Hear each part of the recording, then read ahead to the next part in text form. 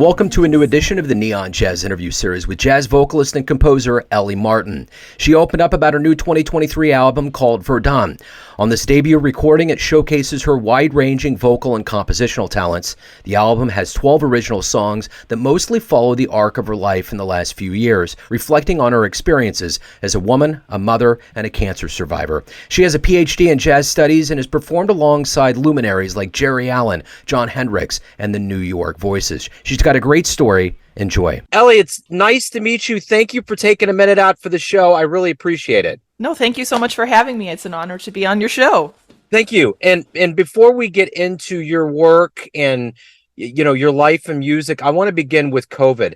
It was quite tumultuous for the musicians in the world. How did you make it through it, and how has it changed the way that you do things now?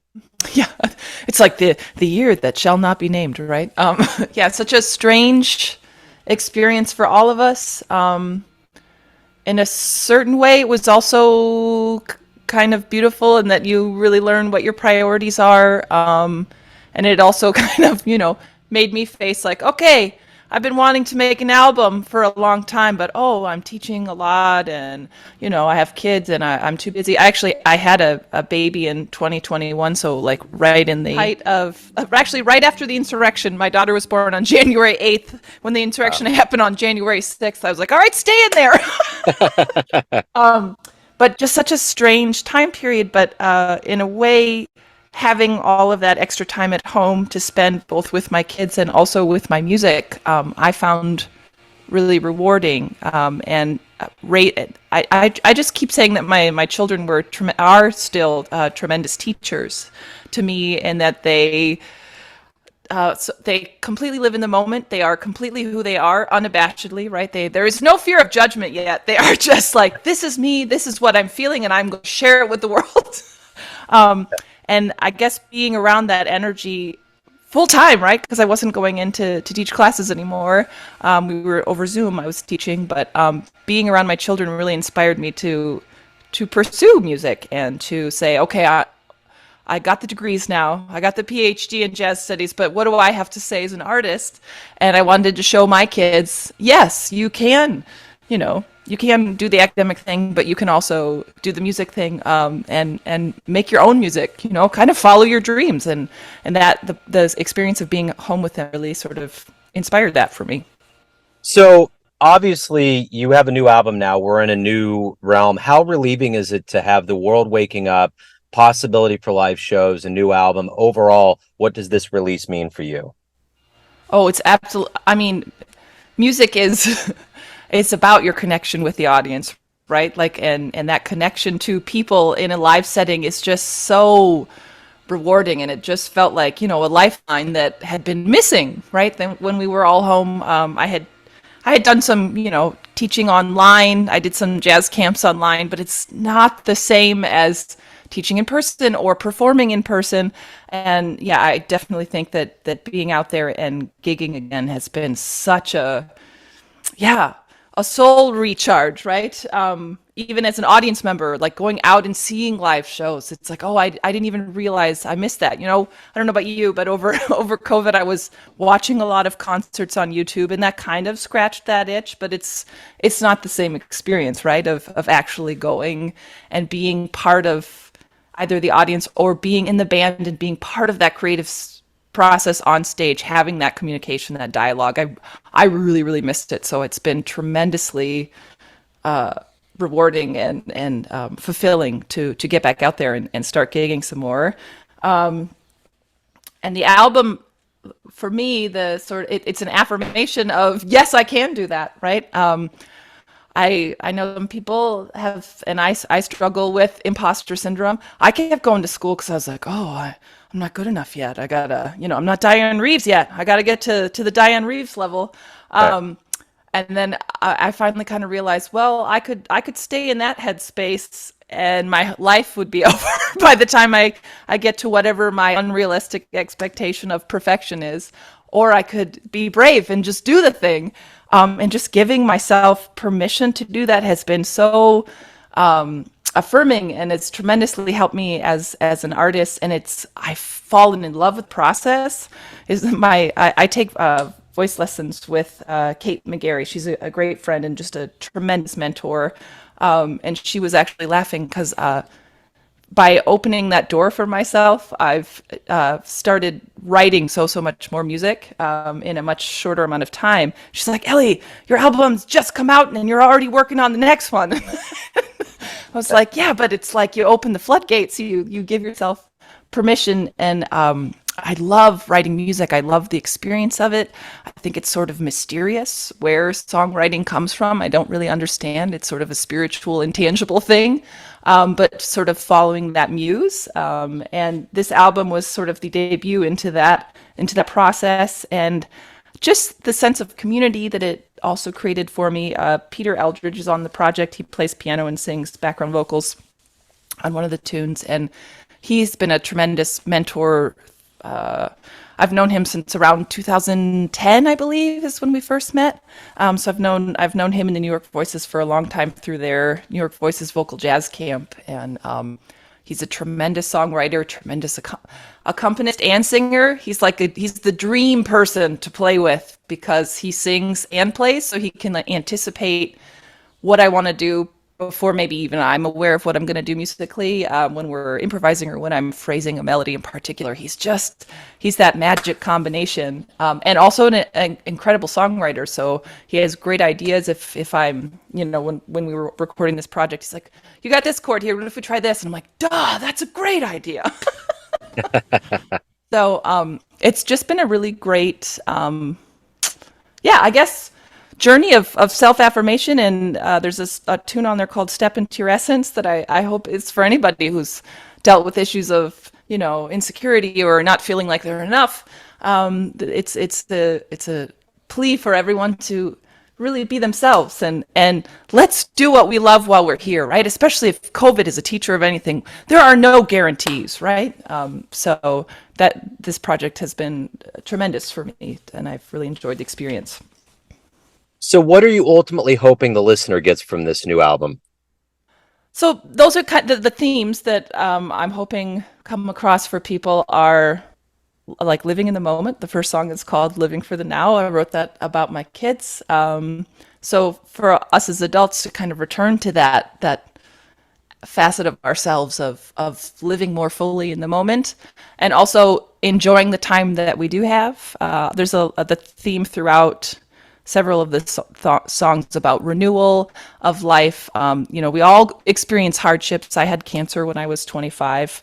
And again, that just rewired my brain to go, okay, I need to stop worrying about the small stuff and really fully experience life and do what we love. Because again, we don't know how much time we have. There are no guarantees. So finding joy in life and really living fully presently in the moment are kind of the overarching themes of this project that I hope come across for the listeners. So how did this journey begin for you? How did you get into the music and more specifically jazz and maybe some early influences? Yeah, so I did, so my first jazz record, I was kind of like, I'd be interested to know yours too, but what was your first jazz record? Mine was the Ella Fitzgerald and Louis Armstrong, the Decca duets. And I was maybe 10, I think, when I heard that record. And I just thought, wow, what fun, like the creativity, the liberties that they take, and man, can they swing. So, I mean, both of them, they could swing like nobody's business, right? Yeah. And I was just so enchanted with sort of almost like the danger of the music. And then it's like, is this going to fall off the tracks? It never does, right? But like the back phrasing sometimes is so far back phrased that you're like, are they going to make it? Of course they are. They're royalty, right? So that sort of was my introduction to jazz. And when I did my undergraduate degree, I went to McGill, and I knew I wanted to do music, but I wasn't, I had come through a little bit of an older generation where, you have to study the message I got was you have to study classical because you have to, get the technical chops before you do anything else, which I now think is complete baloney. But at the time, that's what I was told as a young person. So I did classical voice and it was like the two areas didn't really want you to meet. At least that was the energy that I got when I was studying like classical singing, was that you shouldn't really be. I had a teacher tell me that jazz was going to ruin your voice, which again, BS. I think it's just insecurity or fear of what you don't know. So I was like doing jazz in secret on the side. I was taking jazz voice lessons with Renee Lee, and loving it. And just the, you know, musicianship challenge of jazz I found so rewarding, like being able to not only sing these modes, right, but being able to use them when you improvise. Like the what you sing is not set in stone on the page. I loved that. And so I just kept pursuing it, and I did a master's degree at the University of Toledo in jazz voice, where I got to work with Jon Hendricks, a walking jazz history that man was, and also just like a walking dictionary, walking poet laureate of jazz. Like what a cool, I always tell people he kind of operated on a different wavelength. I've never really met anybody like him before. And the easiest person, I ended up doing a oral history on sort of his formative years in Toledo leading up to the formation of Lambert, Hendricks, and Ross. Easiest person to interview. You know, you hit the record button and he goes, and his stories are killer, right? Yeah. So I just kind of loved that experience, and then was singing locally. Like I live in Toledo, Ohio, and I was singing every Friday night. I would go down to, when I was first starting out, I went down to this jazz club in Toledo called Murphy's, that was run by this great Detroit jazz pianist Claude Black, and then bassist Clifford Murphy. He owned the place with his wife Joan, but they were my teachers. You know, the school of hard knock in terms of, like, I wasn't sending in papers or anything, but, you know, they would just give me all these great tunes to learn and people to listen to. And it was just such a rewarding experience. So then I just kept pursuing jazz that way and building up slowly over time the performance career and also the research stuff. I was very interested in jazz history too. So I did a PhD at University of Pittsburgh, finished it in 2016. In jazz studies, I wrote about Lambert, Hendricks, and Ross, sort of their group, and the negotiation of race and gender roles in that particular group was, you know, they were one of the only mixed gender and mixed race vocal groups in the late 1950s and early 1960s. So they're just a, you know, interesting experience, and I love both history, the storytelling aspect of historical research, and I love storytelling musically as well. So I was trying to figure out, after I had finished graduate school, okay, I've told other people's stories, now what's the story that I want to tell, right? So that's kind of where this project came from. So what was the first live jazz show that you ever saw that blew you away? There was, so we used to have a jazz festival in Toledo, and they brought in, it was Jon Hendricks, this is probably so Jon Hendricks and Kurt Elling. And this was when Kurt Elling had just released, I think, Live at the Green Mill. So maybe 2000, when was that? 2009, 2008, somewhere around there. I was blown away by the improvisational chops of Jon Hendricks and Kurt Elling. Another one that even earlier, I grew up actually part of my life in Portland, Oregon. I went to high school out in Portland and elementary school, but I saw, I don't know, do you know Nancy King? She's one of my all-time favorite. Yeah, it sounds familiar. Yeah. Yeah, hands down, it's like my favorite scat singer. That woman has just got chops for days and swings so hard and can do these like crazy octave displacements that are perfectly in tune, but she's just like, yeah, there it is. Like, she makes it sounds easy, you know? So I think that might have even been earlier. That was the first jazz show I think that I saw and was like, wow, this is so cool, right? So that's wonderful.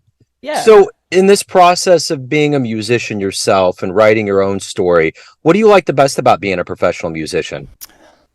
Well, I think there's sort of many hats that you wear. So I love songwriting and being able to tell your own story. I think that's really fun. It's like the canvas is totally blank, and you can like play with any colors that you want or any forms that you want, which I think is fun. I really enjoy the sort of freedom of that. But I also love playing a good old fashioned, jazz standards American songbook gig, and purposely leaving it kind of open to see what the communication is going to be like if it's not all, heavily arranged, predetermined ahead of time. Like, I really love to just take a standard and be like, all right, let's see, if you've got a group of musicians that you love working with, let's see what, the pianist comes up with. Okay, what's the bass player going to say, right? Those kind of things, and just figuring out the conversation.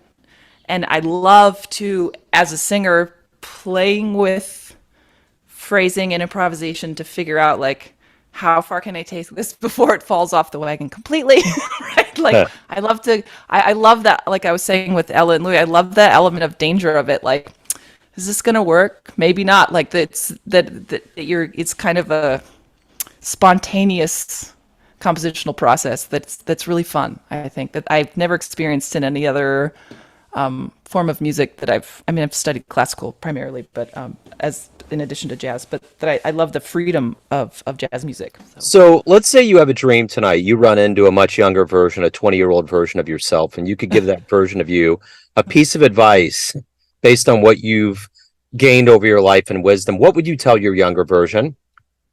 Just go for it. That would be, I think I was waiting for so long for, I don't know, some kind of permission. I think it was giving my own self permission. But I think what I'm learning now as I get older is nobody's got it all figured out, right? We all learn by doing, and I think learning by doing is actually the best way to learn things, as opposed to like as a theoretical concept, right? I can write a paper on improvisation or give a lecture on vocal timbre of jazz singers that I like. And I do find that rewarding, but I find that the best way to really get into that is to do it yourself, right? Learn what do I love about a particular, what do I love about, I don't know, even if it's an instrumentalist, what I love about Monk's playing, why is his phrasing so unique? Okay, but can I actually recreate it with my own voice, and how can I translate that into something that I want to say musically? So I just think that actually doing the thing of making music and making your own music is the best and fastest way to learn how to do it.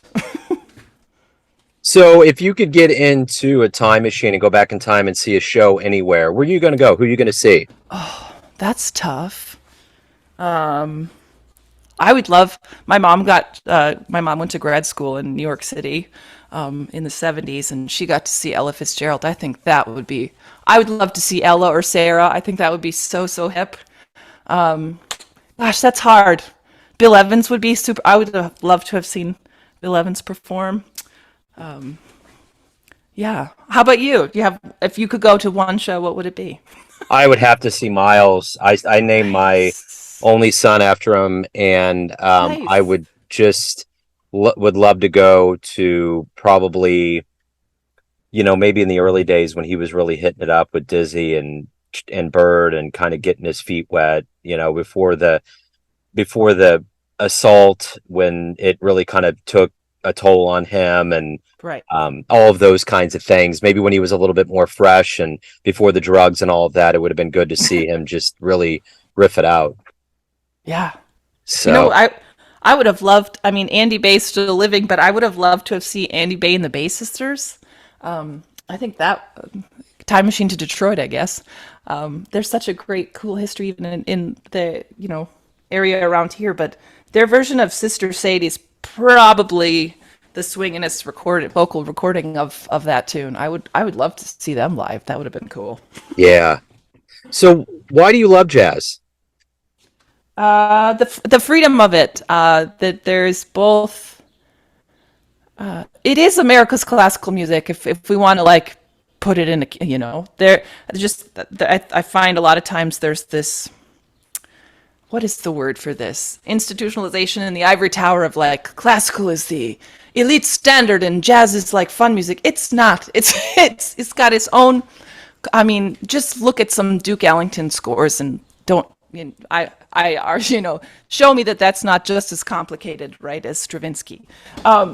But what Yeah. I love about jazz is it's a fusion of all different styles.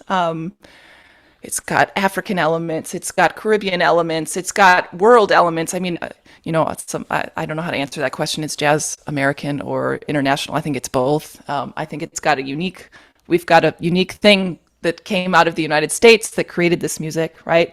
I love that it integrates all of these different, I think it's a facet of even American culture, right? That we're a land of immigrants. We come from all different places, and I think that's beautiful. That's what makes it so unique and great, is that we draw from all of these diverse elements of cultural experiences, and we create something that is uniquely our own. And I love that about jazz. Like this album that I made, it's not all straight ahead swingers, right? I think I've got one swinger on there, but I'm drawing from.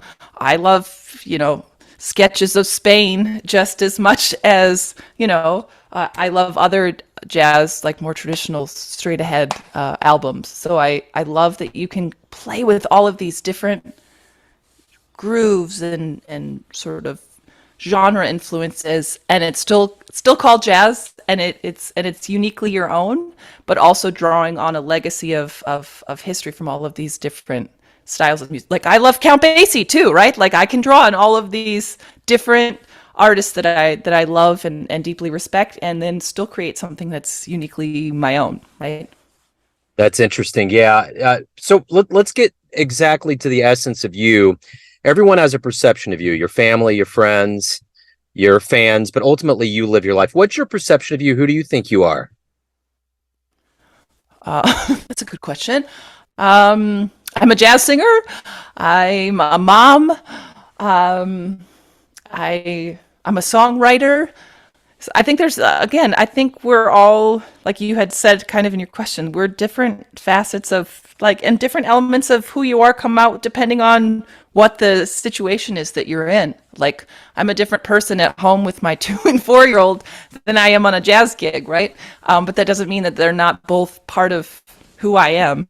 But I really think that music is at the core, and particularly songwriting is at the core of who I am. It makes me feel alive when I'm doing it. So that is my my sign from the universe that this is who I am, and that I want to keep doing this and do more of it. So is that a good enough non-answer for you? Yeah. No. That was a great answer. Yeah, that's kind of the dissertation one there, because it always seems like you need to put in more, but brevity sometimes is really succinct and good with that. So no, that's a great answer. Ellie, if anyone wants to pick up the album, find out about live shows, anything pertaining to your world, where can they go?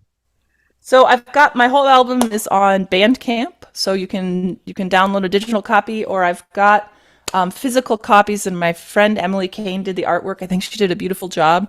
So if anybody actually wants, remember, like old-fashioned CDs, a friend of mine made a joke saying, they make great drink coasters. I was like, all right, sure, why not? But I do actually have CDs. And then if you just go to my elliemartinmusic.com, we're going to go out on tour May 31st. We'll be at the Bop Stop in Cleveland.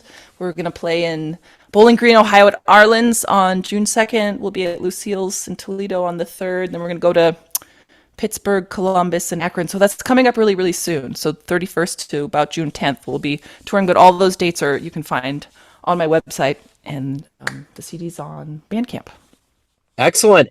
Ellie, thank you so much for opening up about your world of music, the new album. Best of luck with everything.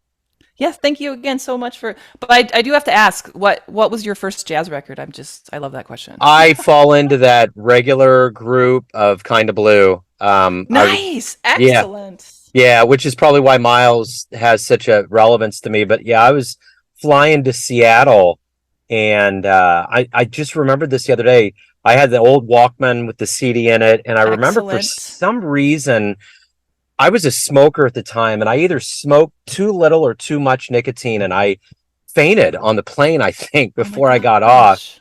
And I don't know, maybe I was just, maybe Miles had something to do with it. Maybe I was just like, I finally got it. I don't know. And it took my breath away. But anyway, yeah. And then I had a roommate in my 20s that was a huge jazz fan, and we would just open the windows and let everything go out. A lot of it was bebop, Nice. Monk and Coltrane and all of that kind of school of thought.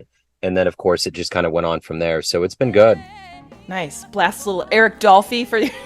Man, Pick up the audiences outside. I remember hearing Out to Lunch for the first time, and I was like, a hit what album. is going on?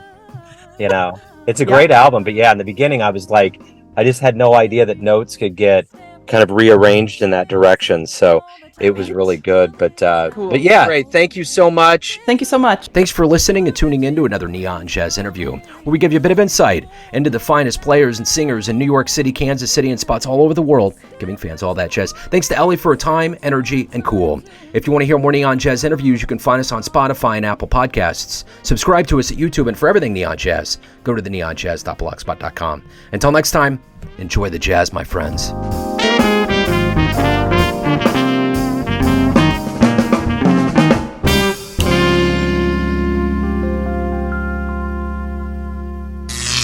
Neon Jazz.